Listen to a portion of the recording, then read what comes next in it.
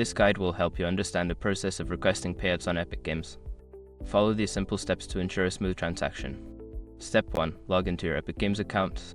Visit the Epic Games website and log in using your credentials. Make sure you have access to the account associated with your payouts. Step 2. Navigate to the Payouts section. Once logged in, go to the account settings or dashboard. Look for the section labeled Payouts or Payments to find the relevant options. Step 3. Verify your payment information. Before filing a refund or dispute, use the SR.com link in the description to open the refund dispute deadline calculator and confirm your deadline. Step 4. Request your payout. In the Payouts section, you will find an option to request a payout. Click on this option and follow the prompts to enter the amount you wish to withdraw. Step 5. Confirm and submit your request. Review your payout request for accuracy.